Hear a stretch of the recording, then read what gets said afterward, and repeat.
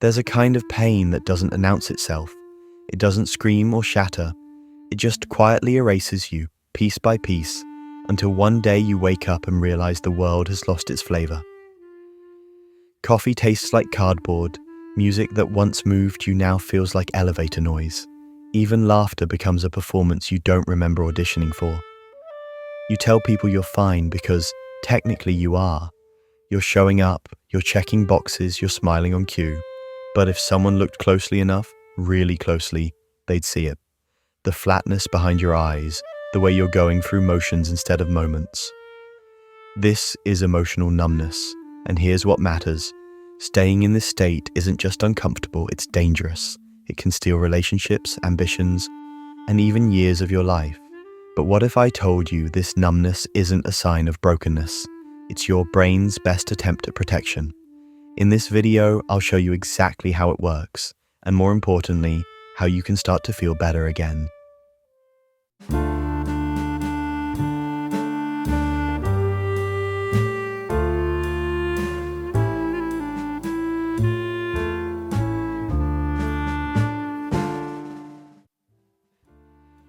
Before we break everything down, let me prove something to you right now. Take a pause for a second and grab something cold. Ice from your freezer, a cold water bottle, even a metal spoon. Hold it in your palm for 30 full seconds. Feel that?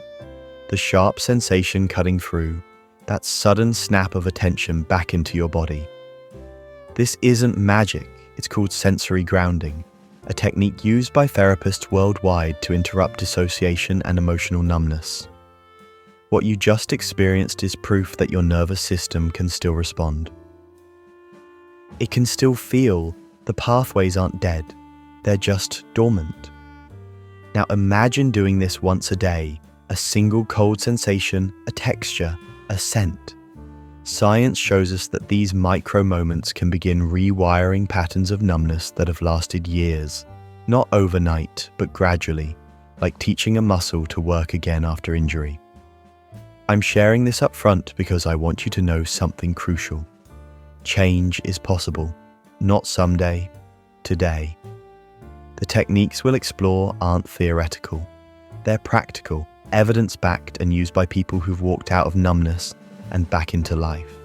If one sensation just cuts through, imagine what consistent practice can do. Let's find out exactly how and why.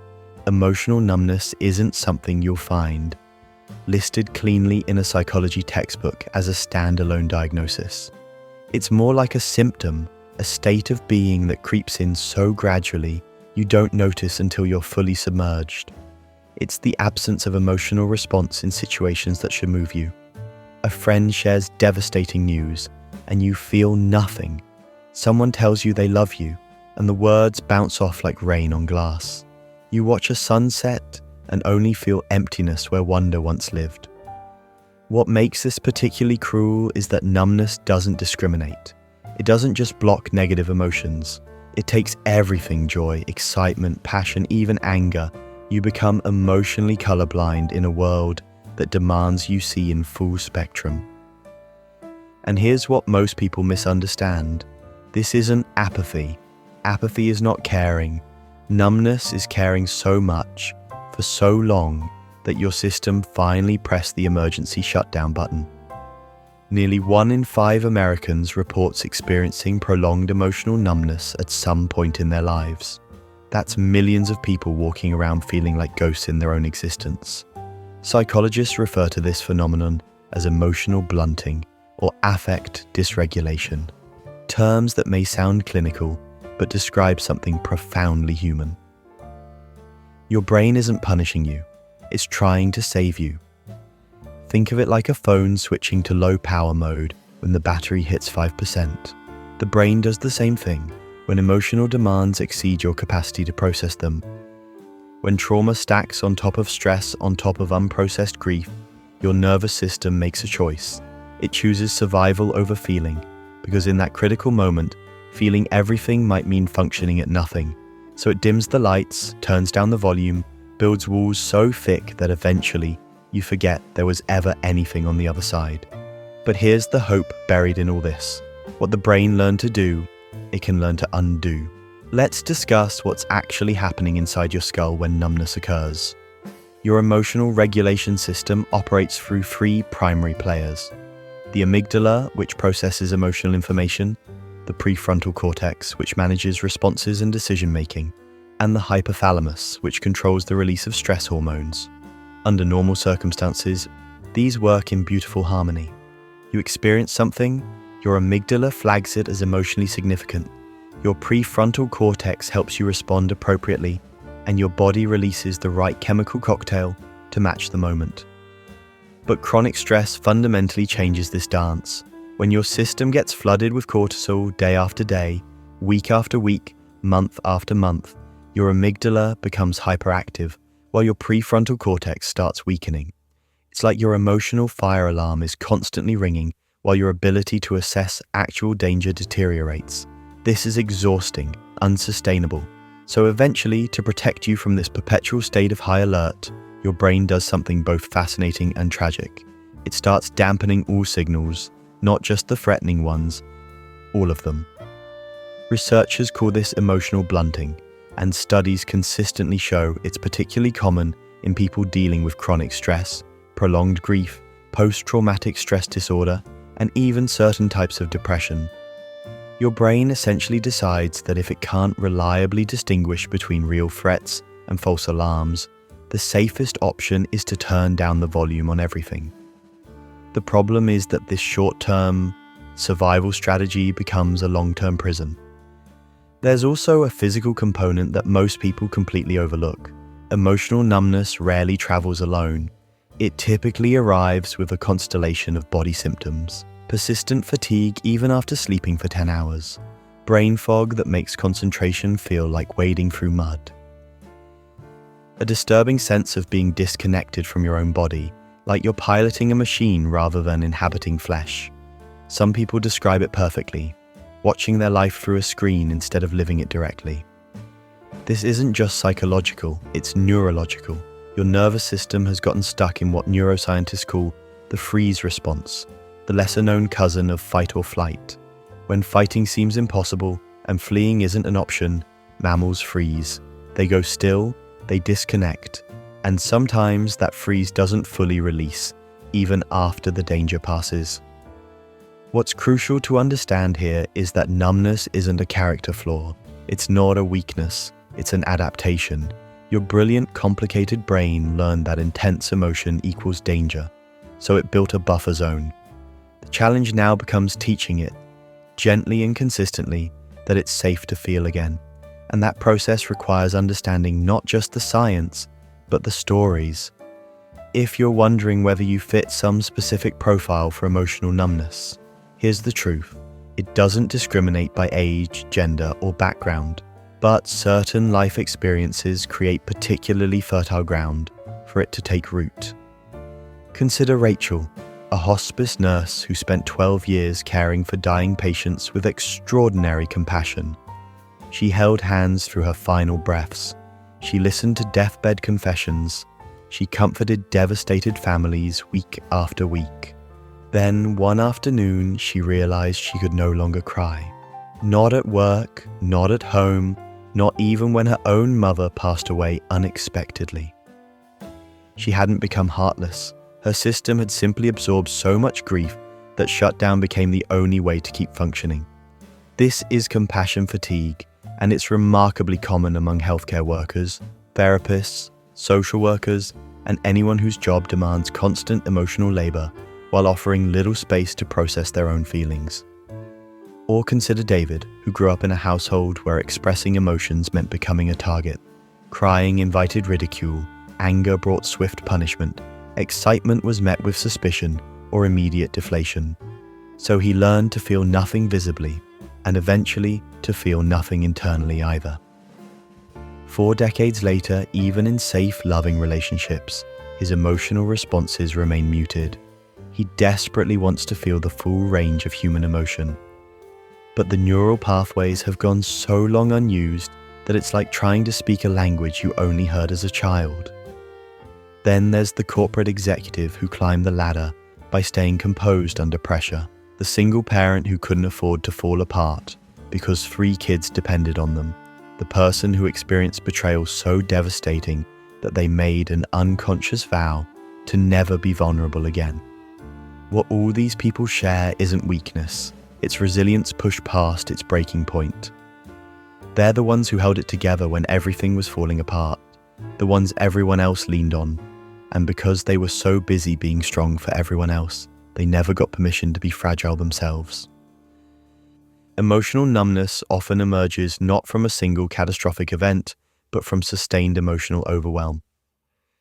Death by 1,000 paper cuts. Each one is manageable alone, but collectively they bleed you dry. Recognizing emotional numbness in yourself can be surprisingly difficult because it disguises itself as normalcy.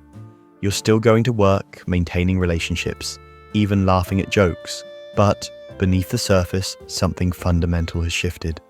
Here's what it actually looks like in daily life, the signs most people miss. You stop genuinely looking forward to things. That vacation you planned months ago, the concert next week, dinner with close friends, they all register the same. Obligatory, you'll go because you're supposed to, because cancelling would require explanation. But the anticipation, that delicious flutter of excitement, has vanished. Everything becomes neutral. Not bad, just relentlessly flat. You find yourself performing emotions in conversations rather than experiencing them. Someone shares something important, and you know intellectually you should respond with feeling, so you manufacture the appropriate reaction.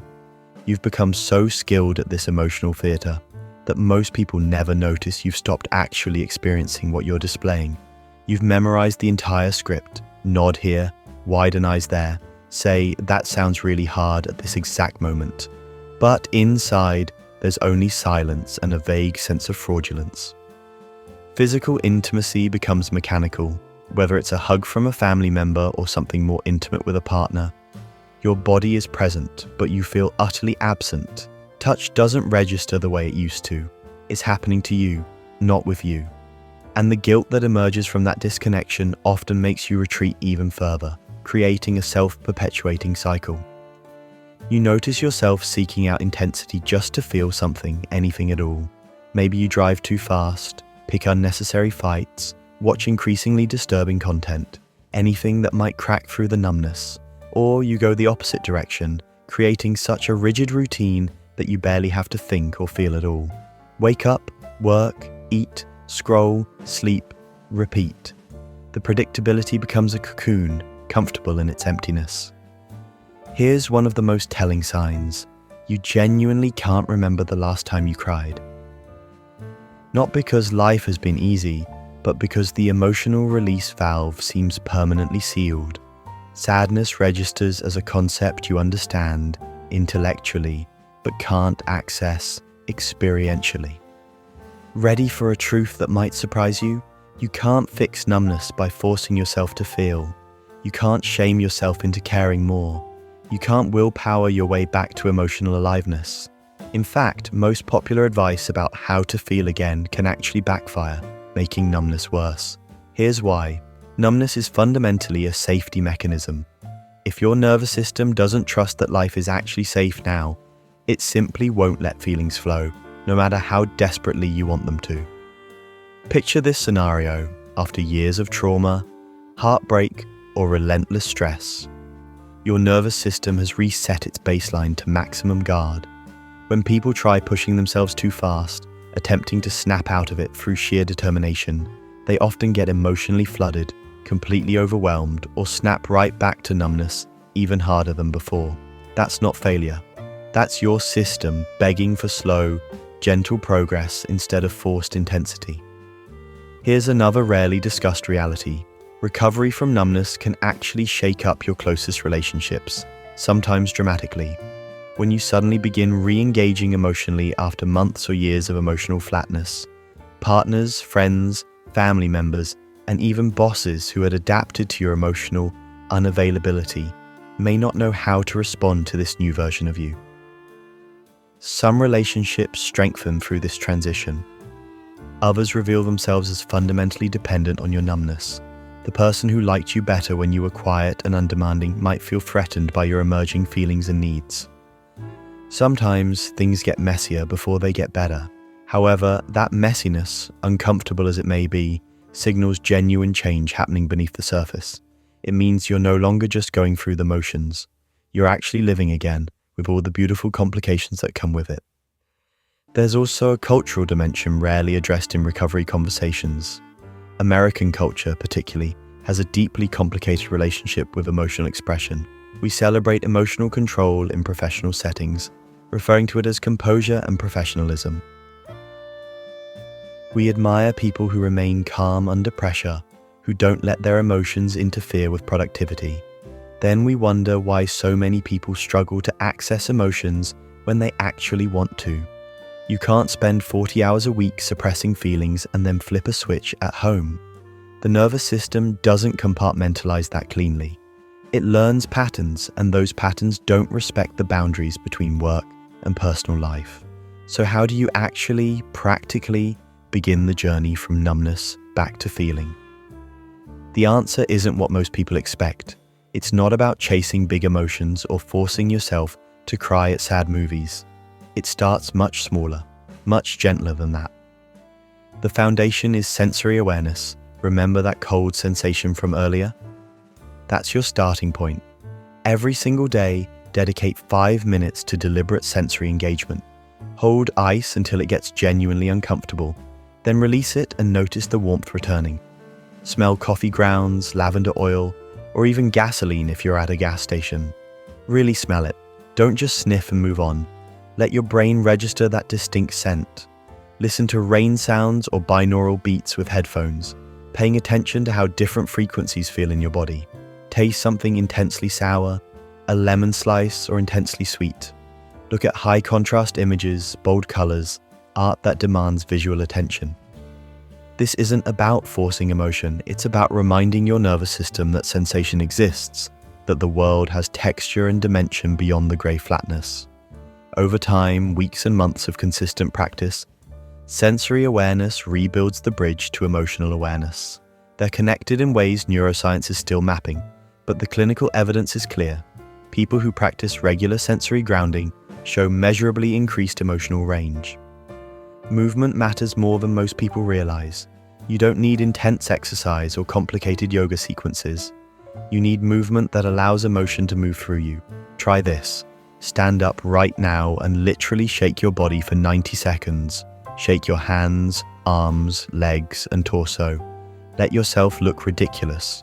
This simple act, backed by decades of somatic therapy research, signals to your body that you're not trapped or frozen anymore. It releases stored stress that's been locked in your muscles and fascia.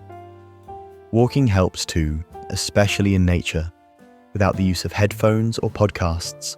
Just you, your footsteps, and whatever thoughts or feelings arise. Don't force anything, just walk and notice. Some days you'll feel nothing. On other days, something unexpected will shift. A memory will surface, a feeling will flicker.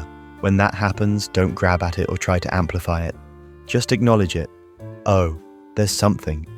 That gentle acknowledgement teaches your system that feelings aren't dangerous. Here's a practice many therapists use: curiosity labeling. Instead of searching for big, nameable emotions, tune into subtler cues. I notice heaviness in my chest. I notice my jaw's clenched. I notice I don't want to be around people today. You're not forcing a feeling. You're just naming what you observe without judgment. This practice, done daily even for 2 minutes, literally rewires your brain's ability to identify and process emotional states. Keep a note on your phone. Even 1 line per day counts and compounds over time. Let's go even deeper into what actually works when you're weeks or months into this journey and need more than just basic grounding techniques. Create what therapists call a safe anchor, something that reminds your nervous system that you're no longer in danger. For some people, it's a physical place, a specific corner of their home they've made peaceful.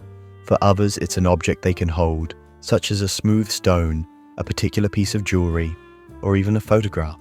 The anchor isn't magical. It's a deliberate neurological pattern. You're training your brain to associate this specific thing with safety. So when numbness starts creeping back in, you have something concrete to return to. Consider seeking professional help and be specific about the type you need. Not all therapy is created equal for emotional numbness.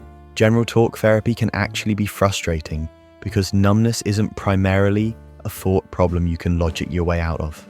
It's a nervous system state. What helps is trauma-focused therapy. EMDR, eye movement desensitization and reprocessing, has remarkable success rates for people whose numbness stems from trauma. Somatic experiencing focuses directly on body sensations and releasing freeze responses. Internal family systems helps people reconnect with parts of themselves that have become disconnected. These aren't just different brand names. They're fundamentally different approaches that address the root causes of numbness. Medication deserves an honest conversation too. Some antidepressants, particularly older SSRIs, can actually worsen emotional blunting. But others, especially when numbness stems from clinical depression or PTSD, can help restore emotional range by rebalancing neurotransmitters. This isn't about numbing yourself further, it's about giving your brain the chemical support it needs to feel safe again. This conversation belongs with a psychiatrist who understands emotional numbness specifically, not just depression in general. Build tiny moments of connection with safe people, not people who need you to be okay, but people who can sit with you being not okay, who won't try to fix you, rush you, or tell you everything happens for a reason. Just someone who can witness you exactly as you are, numb and confused and trying without making it mean you're broken.